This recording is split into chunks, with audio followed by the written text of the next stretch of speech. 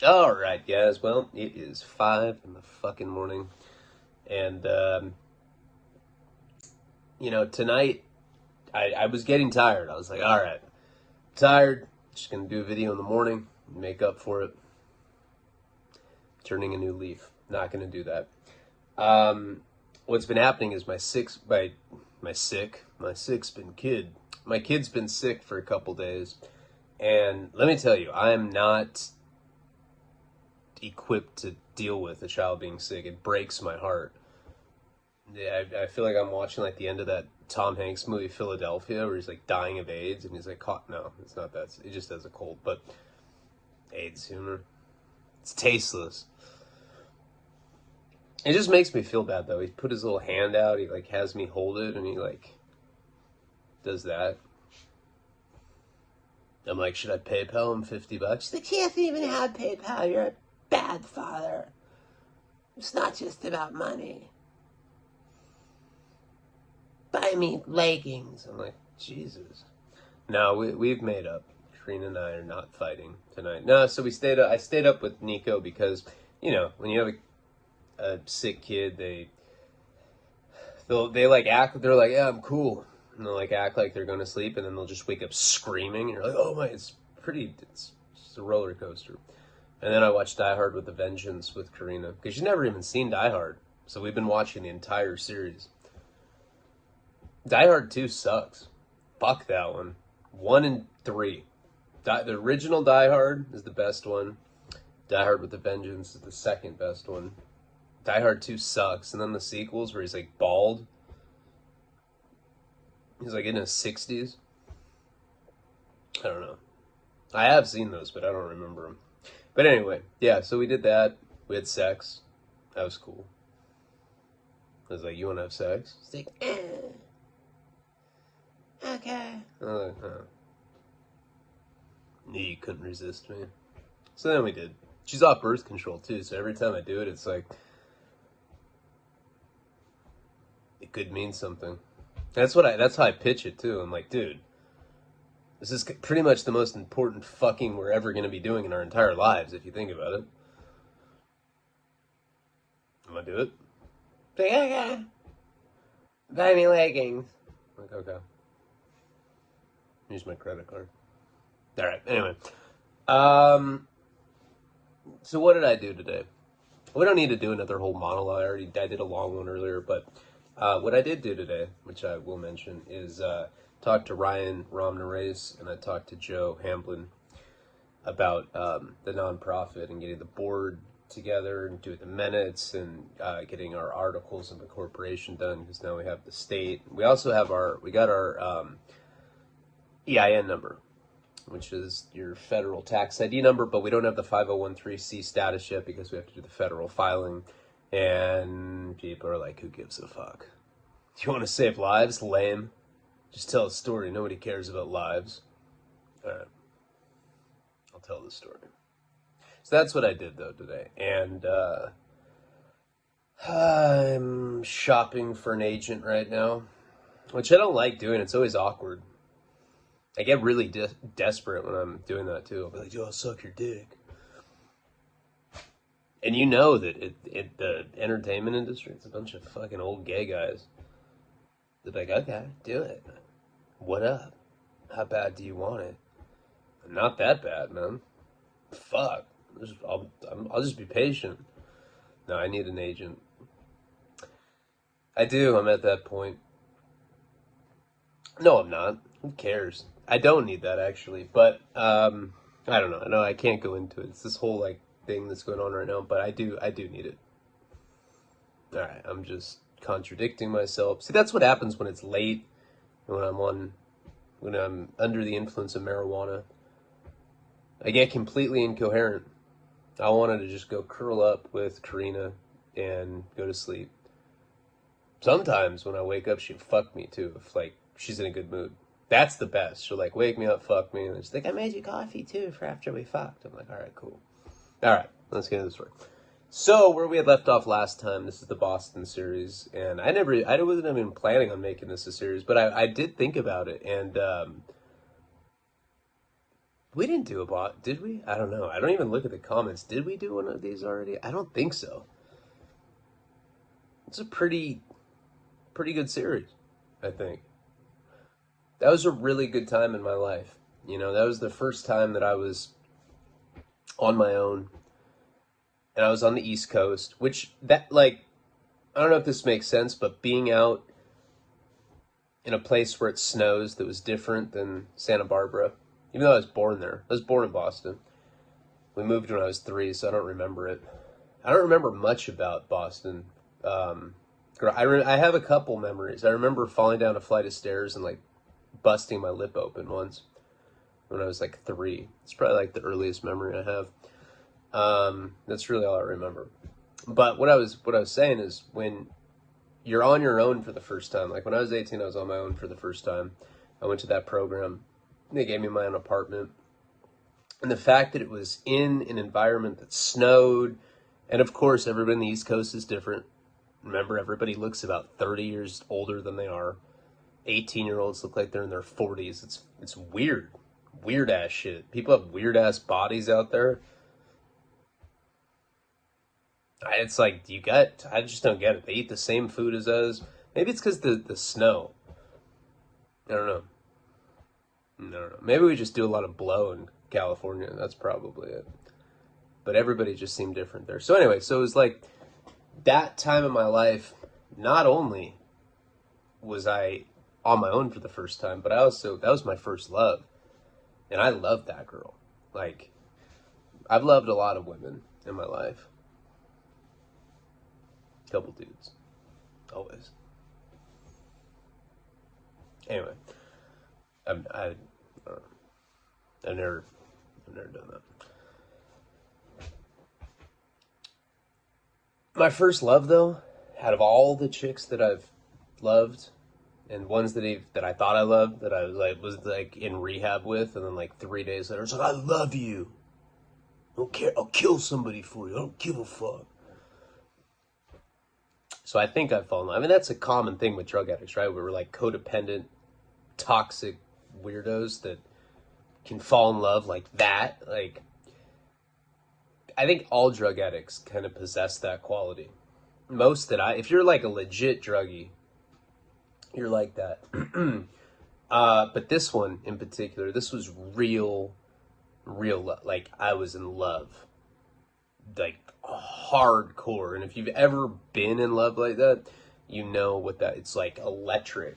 It like hurts. Like, you're like electrified by it. And like, if you like sit still for too long, you like get shocked by it. Oh, fuck. It's painful. It's like really like anxiety filled, just I don't even know. I don't know how to describe it. It's pretty profound though, but I was really in love with her. So I look back on this period with absolute fondness. Now, where we had left off last time was when the mushroom thing happened.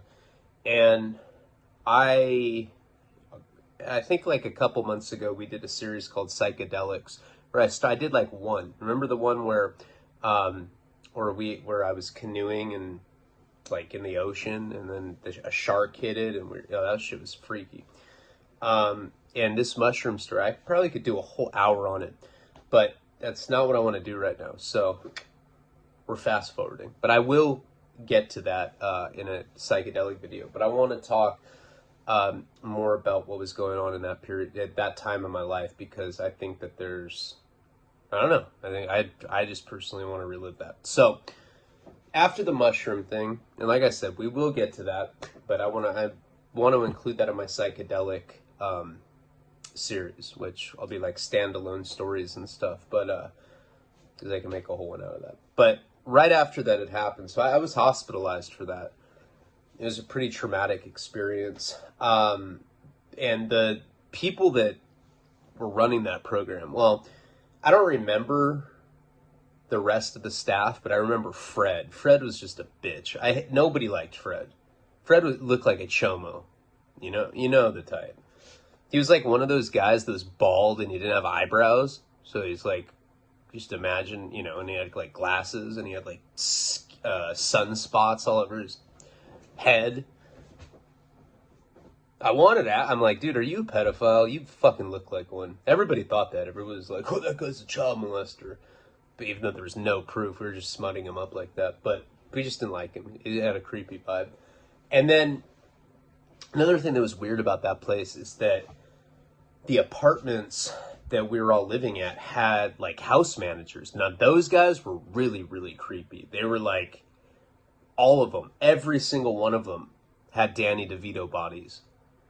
And they wore like Oompa Loompa overalls. No, they didn't do that. But they were like all like little round guys. And they would live at these apartment complexes. And they all just had, it was bad energy all the way around. Place was a total sham. After the mushroom thing, I was worried that it was going to get back to Fred, or it was going to get back to some of the staff, because it was pretty bad. Like, I had like a full-blown freak out. I had to go to the hospital. They had me drink charcoal. I got hit with some sort of IV benzo. It was wild. But after I got out of that, mushrooms stopped working for me. And that was the thing out there. I think I had explained it. Like, that crowd of people that I was hanging out with were all like 18, 19, 20 for the most part. There was a couple like 28-year-olds there. But for the most part, it was a bunch of teenagers, 18, 19, couple 20, 21. And everybody was listening to like old music. It was listening to like people had like Yellow Submarine posters and like blacklight weed leaves with like skulls. That's badass. I'm like, yeah, man, it's a badass skull. He's like, you watch this, and like turn the light off and it like glows. I'm like, damn, bomb. He's like, yeah, I know. So there's like this real psychedelic, quality to that crowd, or I guess everybody just liked eating mushrooms a lot. But after that mushroom thing happened to me, I don't know what happened. I just like burned out my ability for psilocybin to make me trip. I think I just did so much that my brain just like permanently was damaged from it, and they wouldn't work for a long time. And that was like one of our primary activities at this place. Like, we'd go to our internship, and then on the weekends every day really, we would drink after everybody got home from their internship jobs. On the weekends we would have like keg parties, or like we'd get bottles of hard alcohol. But a lot of times we were doing mushrooms. That was like a very, very common thing. So after that incident that happened with me, everybody would always be tripping, and I'd always be like I'd be like the chaperone. I was like the sober driver. I was like, this is bullshit. So I started, that's kind of like what set me off doing other drugs while I was out in Boston. Now, I became friends with this guy named Luke, and I was just telling this story last night on YouTube. Luke is the guy that owned the strip club in Connecticut that Sass, I was trying to buy the $70,000 worth of Molly from Sass, and he ended up burning me, and that was Luke's money. He had given me his Lexus, and he got like an advanced title loan on it or whatever. Luke, I had met, he was one of the guys in the program. There were about 80 students there, and he was just one of them. He wore baggy jeans, and he only listened to Mobb Deep. He knew that I was from Santa Barbara, and he told me that he had a friend there named JP. JP is a reoccurring character in my stories. He's the guy that, when I had like the kilo of cocaine in my trunk, and I told the cop, baking's a science, cooking's an art. That was his coke. He was the gambling addict.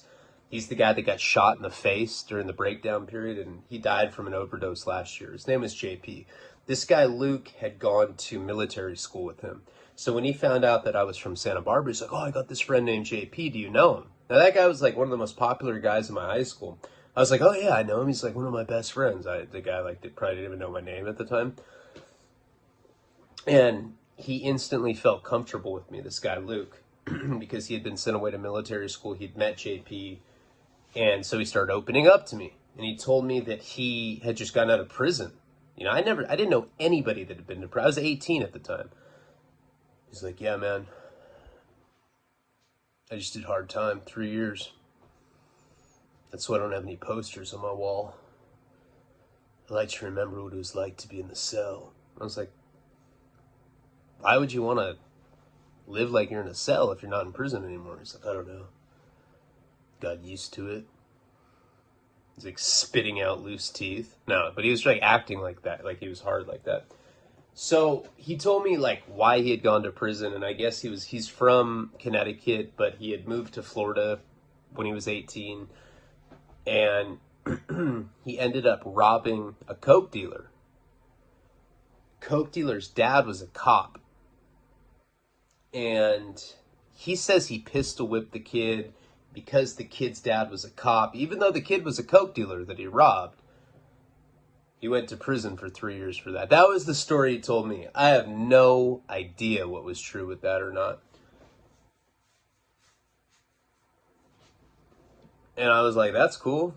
And I started telling him stories about like how I'd been sent away and stuff. I mean, I was like, it wasn't prison, but I started telling him like all these stories about different institutions that I'd been sent to. So me and him like started bonding pretty quickly after that. He'd be like reading these like crazy ass books like about how to do complex bank fraud, and he was like breaking it down for me. He spent his time at this internship place researching how to do white collar crimes. That was his whole thing. He's like, yeah, I'm just doing this to make my parents happy, but I'm really studying on how to do complex bank fraud. And I was like, that's dope, man. And we just became really close friends. So he lived at this house with like these 3 other roommates. I forget what their names were, but one thing that stuck out about that place is we used to go over there and we used to party a lot. One of his roommates, and this is what Luke had told me, I guess one of his roommates had left some porno magazines in the bathroom. He also had pictures of like his like 5-year-old niece and nephew. And so Luke tells me about that. Luke is not his real name, but that's just the name that I use for him in these stories. And Luke had told me about it. He's like, hey, like we went in the bathroom the other day, we saw these porn magazines out, and there were these pictures of like these little kids. So we straight up confronted him. We're like, what the fuck is this? And it was like something you'd see in like some like Lifetime movies. Like, it's just my thing, okay? Luke's like, what do you mean it's your thing? It's your thing to jerk off to 5-year-old kids with porn, you piece of shit? And Luke ended up, taking off on this guy or whatever. And when I had shown up at his house, he'd already beat this kid up. And he was telling, I don't remember what the guy's name was. This was a really, really long time ago. But he basically told me that they caught him doing that. And Luke just beat the shit out of him. And he's like, yeah, he's upstairs. He's icing his face right now. So Luke was telling me, he's like, hey, man. He's like, that guy's parents have money. They're from the Hamptons. We should extort them. We should extort this kid. And I didn't even know what that meant. It was like, extort. And he was explaining it to me. He's like, yeah, we'll basically just tell him that if he doesn't give us money every week or whatever, then we're going to keep beating him up. And we'll tell people he's a chomo. I was like, yeah, it sounds bomb. Let's do that. So we ended up doing it. And I don't remember, but for a while, he was getting money out of this guy.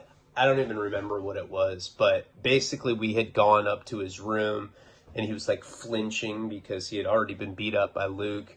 He had ice on his face, and Luke just basically explained to him that he was going to start paying him every week on Friday. It's like, I don't care how you have to get it, but you have to give us money every week, or this is going to keep happening to you, and we're going to put you out there for everybody. So during the brief time that this guy was actually paying, and I don't know why Luke included me in receiving any of the extortion money from this guy.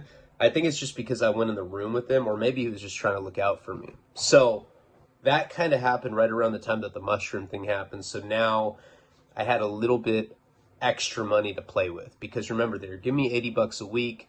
My parents were sending me Western Unions, like, you know, when I asked, but sometimes they wouldn't. So I was pretty poor out there. I remember we were smoking like whatever cigarettes you could, like, buy one get one free. And I think back in that time it was like Camel Turkish Jades or Royals or, you know, Winston. Sometimes it would always be random cigarettes, but, you know, it'd be the kind where if you bought 2 packs you get one for free or whatever, because we were all just really poor. So Luke starts giving me this money. It wasn't much. It was like $100 a week. But I was used to getting $80 a week for the stipend, and I was used to the scraps that my parents were sending me. So now all of a sudden I had like a straight up drug fund, and everybody around there was like doing mushrooms. It was cool getting to know everybody. I remember there was this guy that looked like, again, he looked old as fuck. He was probably like 19. He had like long hair. There was like gray streaks in it. He had like a hoop earring. He's really weird. I was like, damn, bro. You literally look like you're in your 40s. And he did. I remember he was like, he'd like come home. He'd be like, guys. He'd like be brushing his hair. And it was all long. It's like, guys, I got my dick sucked at work today by a chick. He was so gross. I was like, ugh. You know what he looked like? He looked like the guy that was in the painting from Ghostbusters 2. Remember that guy that like, that's what this guy looked like. Imagine that guy like getting his dick sucked at an office setting. That's what we would imagine. We're like, ugh.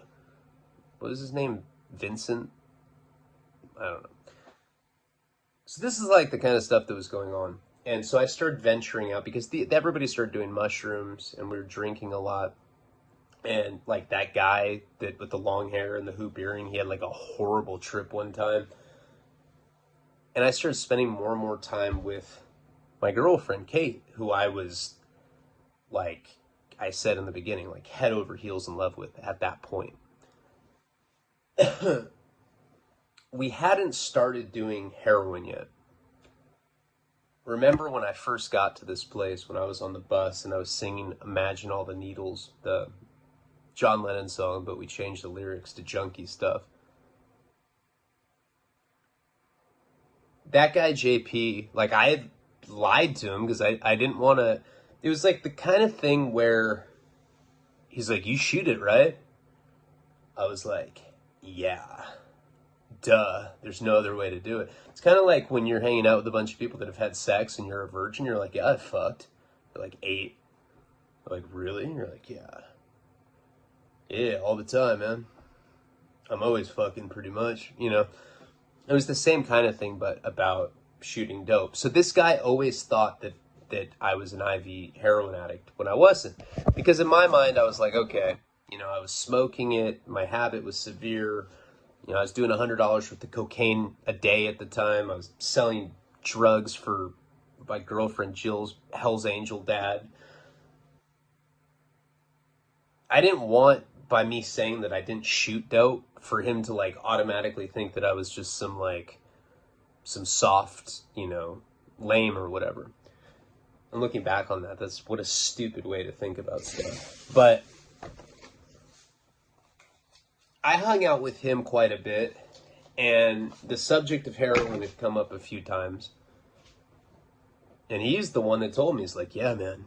He's like, place we're in is pretty ghetto. Do you know what that means? I was like, no. He's like, it means that we can get drugs around here.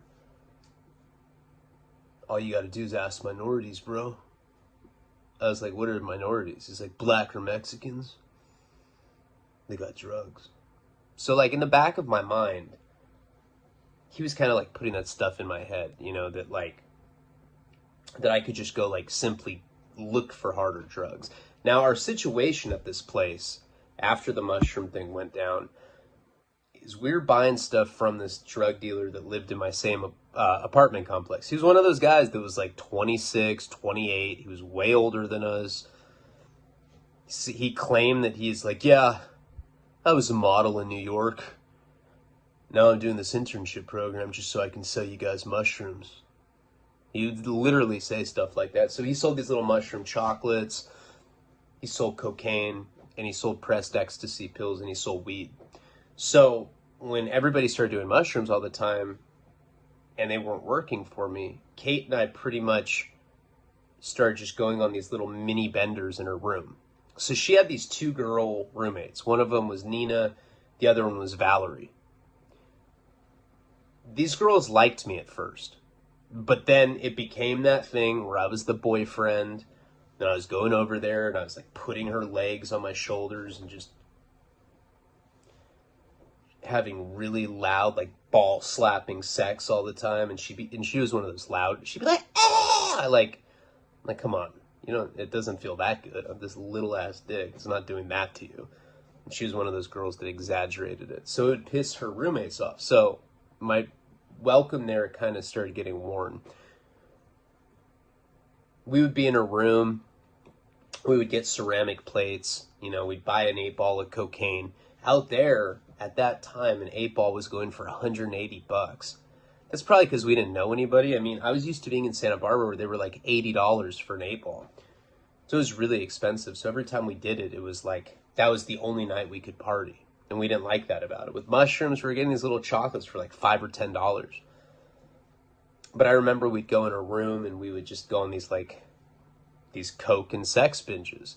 In fact, if you're on the $20 tier, the journal, I uploaded, it's like 20 pages of my journal that I had from that time period with her. You can see photos of me snorting coke off her tits. You can see photos of her snorting coke off my dick.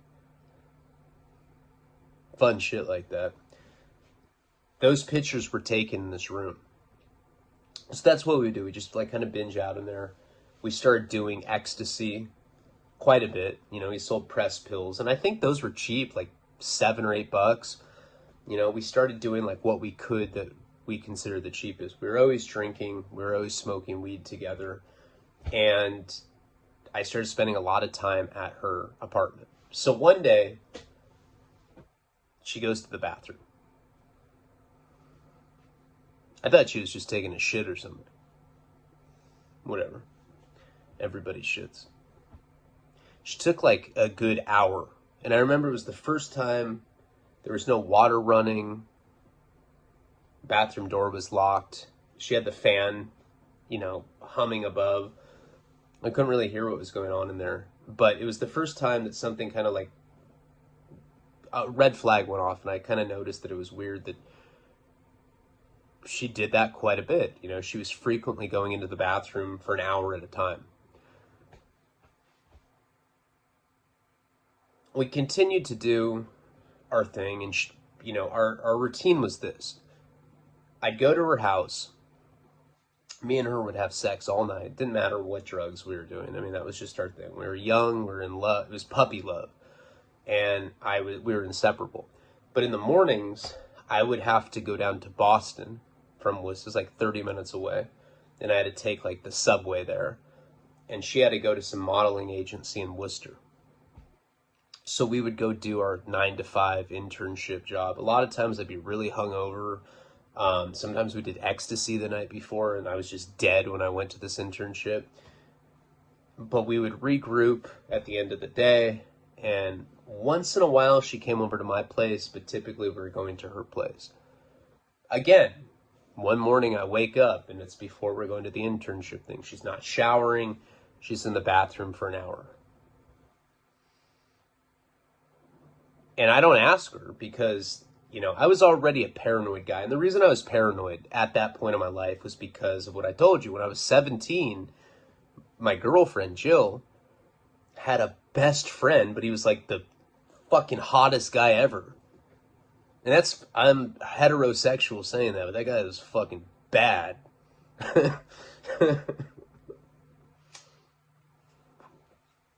I couldn't keep a straight face, I'm sorry. He was bad as fuck. I knew that she was boning this guy. And then it was like some scene out of a movie. It's like pouring rain. I go out to, the car. They're parked at the end of the street, and I catch them fucking. And you know what happened with that? From that point forward, I never trusted a woman. To this day, I don't trust women because of that. Like, I have serious trust issues. Because they swore up and down there. It was just platonic. They were just friends. And it was like, there's no way that you're not having sex with that guy. I don't know if you guys have ever been in a situation like that where like your girlfriend or your wife is friends with some like really good looking guy and you're like, there's no way that that's platonic. If it was the other way around and it was a girl that was like, I don't know. It'd be difficult. No, I'm solid. So I knew better than to just ask, because I'd made that mistake with Jill. Hey, you fucking the hot guy? Oh, he's just my homie, right? So I learned my lesson. Like, I mean, even if I ask, it doesn't mean I'm going to get a straight answer about it. And so now I was getting a little suspicious of Kate because she was always going into the bathroom for an hour. So one day, she went and she was doing that. She's probably in there for like 30 or 40 minutes. And I went and I got on my stomach and I looked through the crack underneath the door. And I just saw movement. Couldn't really see her. I could just see her feet planted the opposite way to the toilet. Right away, I was like, she's standing over the toilet and she's fingering herself. That's how ignorant I was. I thought because that's what I do. Like, there's times in my life where perhaps I'm in a public setting. The mood strikes. I'm like, you know what? I'm going to beat off. I don't give a fuck. I've done it in airplane bathrooms, all sorts of perverted ass shit. So looking under the crack of the door and I'm seeing her feel like that, that's what I'm assuming. I'm like, that's what she's doing. She's standing over the toilet. She probably has her middle finger inside of her. And she's probably thinking about somebody besides me. Because that's how jealous I was. Like, I always interpreted or looked at masturbation as cheating on me, which is ridiculous. I don't give a fuck now. Karina can do whatever I don't care. We watch porn together. It doesn't matter. I don't care what she does. But I've grown quite a bit. Back then, I was an insecure fuck. So, of course, I let her finish. She goes and she's getting dressed because she acts like she was taking a shower. But I know that she wasn't because I was spying on her. I know that she was standing above the toilet fingering herself. She sits on her bed. She's drying her hair. She probably just jumped in the shower real quick to make it look like that's not what she was doing. And I lit a cigarette and just looked at her.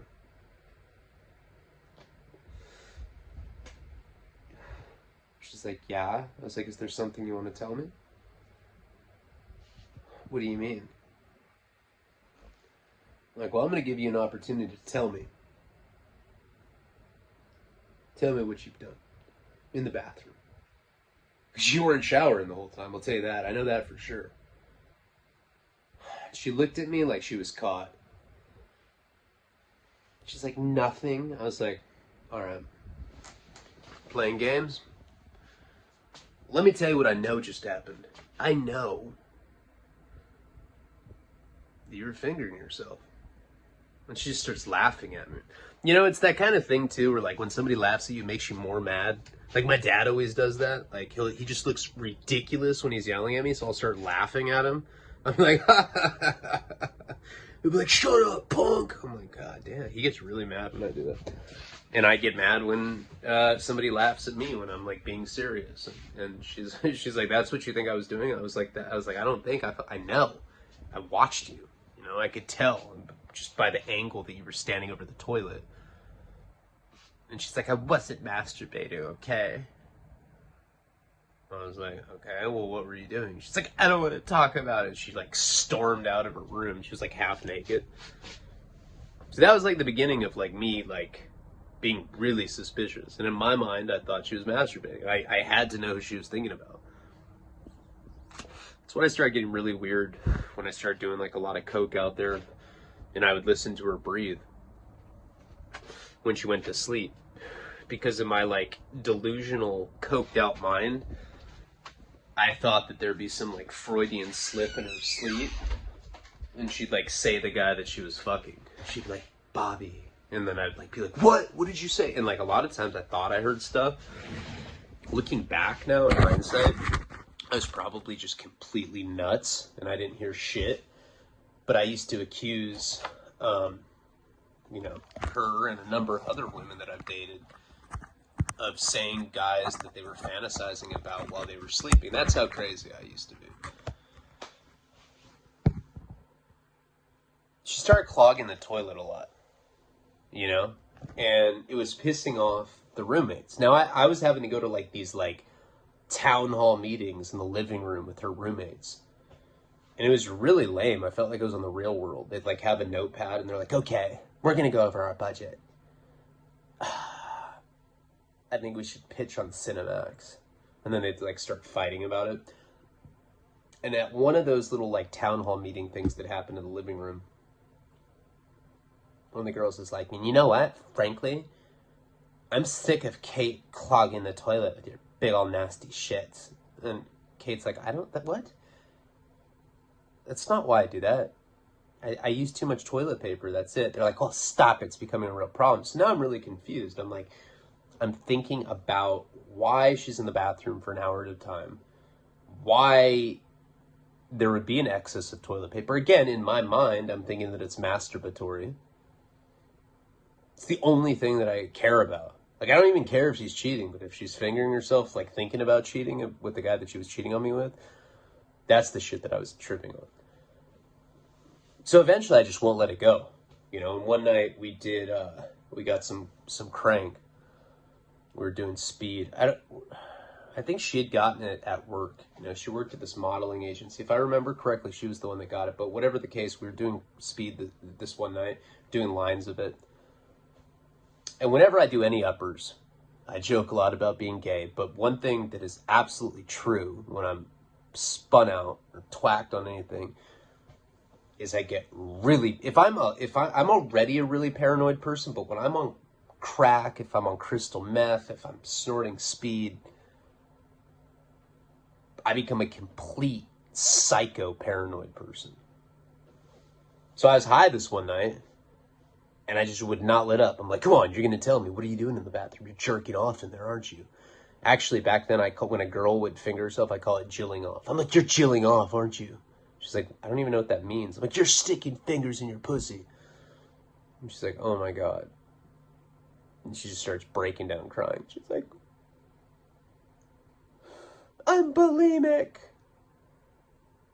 Now, remember, I've been to all these programs for troubled adolescents. So I'd been around eating disorders quite a bit. You know, it was like nothing new to me. Most of the women that I was sent away with had an eating disorder to some degree.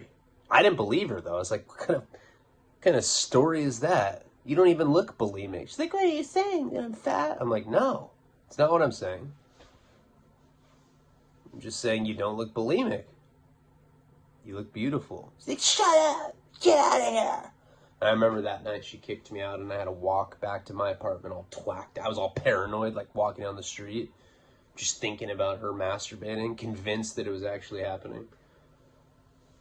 After a while, though, I started putting two and two together and I talked about it with their roommates and they're like, no, I think that is what's going on. I think that she is actually bulimic, you know, and that's sad. And I cared about this girl quite a bit. So instead of being angry about it, I got understanding and I became supportive. Right around that time period that I learned that she was bulimic, I started kind of venturing off into the ghettos. Now, at this point, I started missing my internship program quite a bit. Not because I was on heroin yet, but because I was just, I would have these marathon sex sessions with Kate and I'd get no sleep. Like, I'd go to sleep at like 7 a.m. and I had to be there at like 9:30. So I started being late all the time. And the guy that I worked for was like this super corny guy with the paintbrush. Oh, well, we're making some goddamn quality television here. I'm like, dude, this is public access on Boston. We're doing a scripted dating show, man. He's like, it's fucking brilliant. I hated that guy. He'd always bitch at me. He's like, so, you want to be a star, do you? I'm like, no.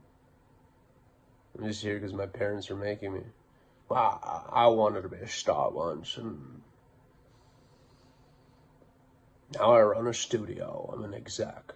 I'm like, dude, it's public access, bro. You know, he was just some, like, kind of delusional guy. I could see myself being like that. Give me, like, 5 more years at the rate I'm going. Probably be running some public access channel in, like, Bakersfield or something.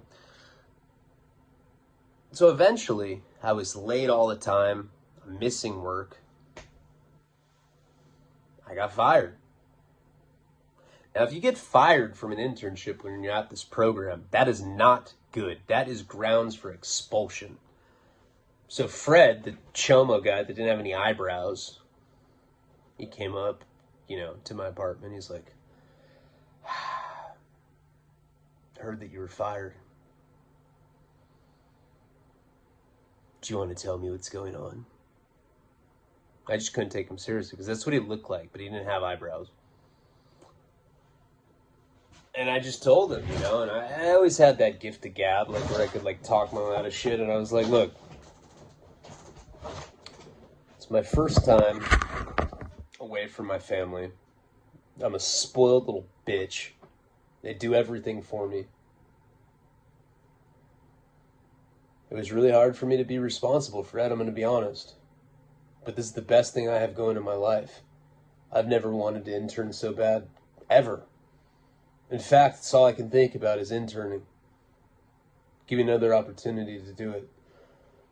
So he ends up like finding another place for me to do an internship at. I wanted to do something that was writing related because that's why I'd been accepted to that program to begin with. But he ends up getting me an internship at this like community center. Like kind of like a place for teenagers that get out of high school to go hang out so that they don't get in trouble, and this was in the heart of Worcester, 2 or 3 blocks from the place that I got forced to shoot up heroin for the first time. So this community center was really, really, really ghetto and really violent. There were like fights all the time. Kids were like breaking bottles over each other's faces. It was hardcore. They had like a pool hall there. They had different activities that kids could do, foosball, stuff like that. And my job was basically that I was one of the staff that was in charge of these kids. But I was horrible. I'd like go into the bathroom and they'd all be like standing on a toilet smoking a cigarette, and they'd like see me and they'd be like, oh, staff. I'd be like, hey, let me get a drag. I'd be smoking it with them. Flush it. All right, let's go. And I'd be like covering for them. A couple times there were fights that broke out, and I didn't stop them. I was watching them. I was bored. I was like, fuck yeah, fight. So they started getting mad at me for stuff like that, not for smoking in the bathroom, but for not breaking up fights, not being responsible. And at that point, Kate was still working at this modeling agency, and now I'm at this community center, pretty much that's like pretty deep into the ghetto in Worcester. So one day, they yell at me, I forget what it was for. I was just really irresponsible. Like, it was irresponsible for the program of Dynamite to set me up with the community center. I got fired from a public access television studio, and then they want to put me in a place like this. So I remember they yelled at me one day. Like I said, I don't remember why, and I was in a bad mood. My mom had got me a CD player. It was back when this was back in like 2002. Oh my God. My neck is bleeding. Look at that. That's pretty fucking unnormal. What's going on there? I had like a spider bite and I like scratched it. Oh my god. It really feels like it's bleeding really badly. It's Hep C blood too. I don't think you can get it twice. So I kind of venture. So my mom had got me this Discman, and the only album that I had was Pink Floyd's Dark Side of the Moon. So I would walk from where I was living to this community center. It was probably like, Jesus Christ, it was probably like 10 blocks away. And I would just be listening to the same Pink Floyd album. It's the only CD I had, so I just listened to Dark Side of the Moon over and over and over again. So this one day after they yelled at me, I was like, I'm going to go get heroin, fuck it. I mean, I didn't tell them that, but that was like in my mind, because JP had told me that I could simply go into the ghetto and I could go get heroin. He was like trying to encourage me to go do that. I think like he wanted to relapse, but it's crazy. I was like just bleeding everywhere. But like he didn't just have the balls to just do it. So he was trying to like influence me. He was a few years older than me. He was trying to influence me to go like start scoring. So I'm walking into the hood. Now remember, I'm from Santa Barbara. It's the most bitch-made spot ever. Nothing bad happens there. And that's okay. I mean, I'd rather be in a place where, you know, it's not completely dilapidated and crime-filled like this place was. This place was hardcore. I mean, there had been a time where I was going to the community center where I was walking kind of like in this bad commercial area, bunch of like pawn shops and strip clubs, shit like that. You know, one of those seedy-ass neighborhoods. Some guy was walking down the street, a black dude, and there's another black dude, and they started arguing. The guy took out a gun and shot him. It's like 40 feet away from him when that happened. So I knew that it was a bad place. And I'd never, like, people at the community center, some of the like delinquent kids would kind of like tell me that we were in a bad area. And they were like, yeah, if you just go that way, that's where all the drugs are. Heroin, crack, you know, all that bad stuff. I'm like, really? Exactly where? And they're like, yeah, it's like 3 blocks that way, 2 or 3 blocks. So I started making my way into there.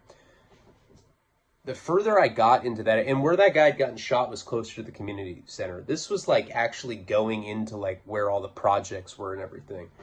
And the deeper I got, the more I realized that I was like venturing into like the straight up hood. You know, there's the shit you'd see in movies. There's trash cans that are on fire, and there's like bums over it with like gloves with cut off fingertips, you know, and they're like rubbing each other's backs, you know, stuff like that.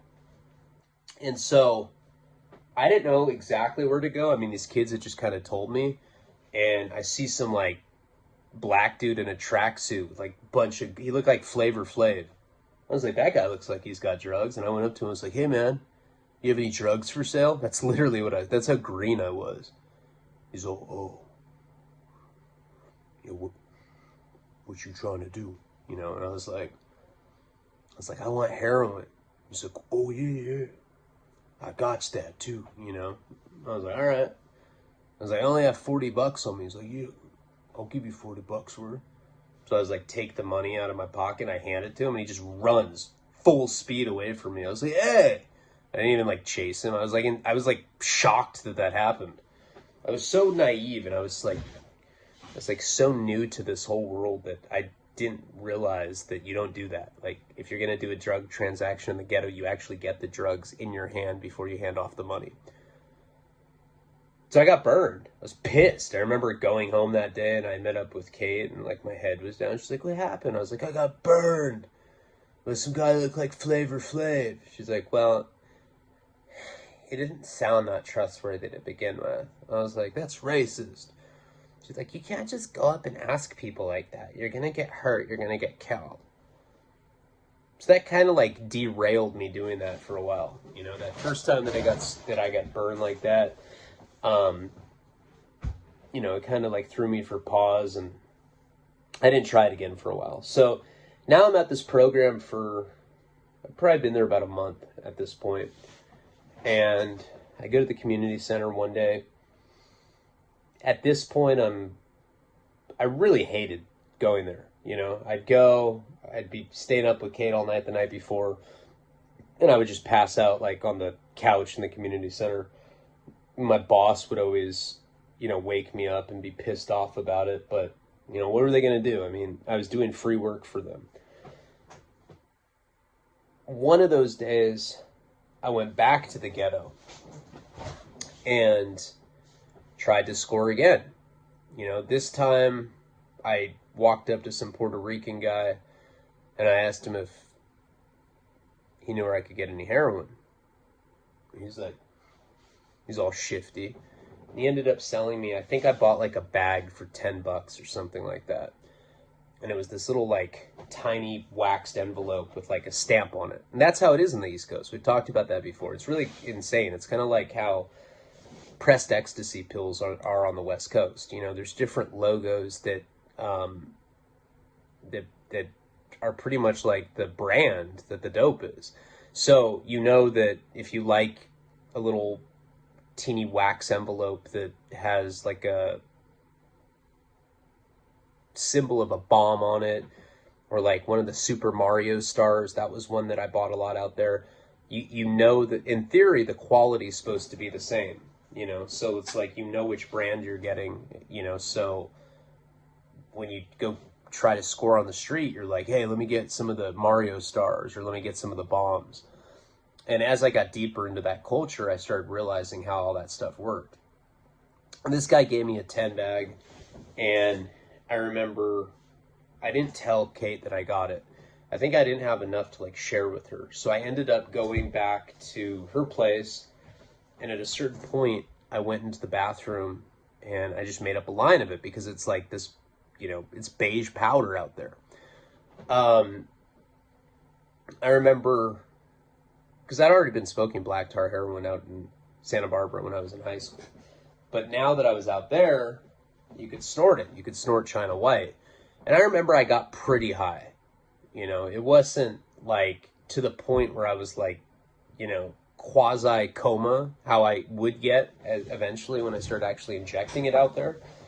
But I was nice and high. And I was nice and high, and everybody knows if you've had an opioid or opiate problem in the past, as soon as one goes back into your system like that, it's like the dragon is awakened deep within the bowels of your system. And it like peeks its junky fucking dragon face out of his lair. It's like, let's do this. Sell yourself. Fuck it, YOLO, So as soon as that happened, I was back on a sick one. Now, we got our stipends on Friday. The next Friday, I think that day, I don't know, it was like a Tuesday, Wednesday, I don't remember. But it was a few days before we were going to get our stipend. So in my mind, I had already been thinking that that's what I wanted to do. I wanted to put everybody's money together, and I wanted to get a bunch of heroin and just party with it, just snort it. So I remember I brought it up to JP, and I was like, hey, man, I got some dope the other day in the hood. He's like, did you shoot it? I was like, you know it, but I hadn't. And he's like, was it good? I was like, it's better than good. It was fantastic. You want to pitch some of your stipend money on this Friday? He's like, oh, for sure. And we'll shoot it. And I was like, okay, whatever. I told Kate that I had gotten some heroin. I was like, yeah, I did it while I was at work. I didn't tell her that like I had it and had come back to the house and not shared it with her. So that Friday, we all put our stipend money together, and I ended up going to the community center. And when it was done, I ended up going back to the same spot where I had gotten burned by the black guy and where I had bought dope off the Puerto Rican guy. And I'm looking for somebody. The Puerto Rican dude's not there. Of course, I never saw the black guy that burned me again.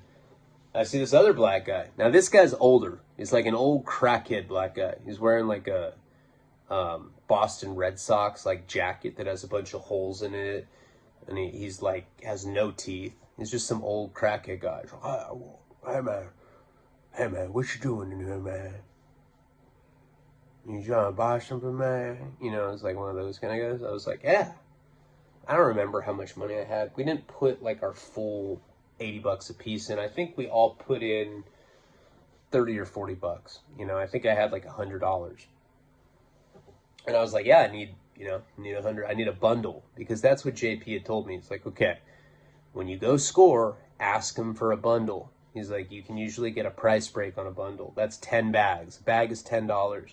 A bundle, you can typically get one for, 80 bucks, 60, 70, 80 bucks, and you get 10 bags, so you get some for free. So I told the guy without teeth, I was like, yeah, I need a bundle. You know, now that I knew the lingo, I felt way more confident. He's, oh, yeah, man. Yeah, I got bundles. Oh, let me see the money, man. And I'm looking at him, and, like, I'm not trying to get burned again, but I'm looking at the guy, I'm like, oh, this guy's like 80. I got to do anything. I take out the $100 and I give it to him, and he's like, and he just starts running. This old ass man. And like, I'm chase after him for a little bit. I was like, hey, come here, you bastard. And he just ends up like disappearing into this, I don't know, like an abandoned, I don't even know how to describe it. It's like almost like an abandoned big garage. So it kind of looks like an underground garage, kind of, but it was just this big open space. But he ends up running inside of it.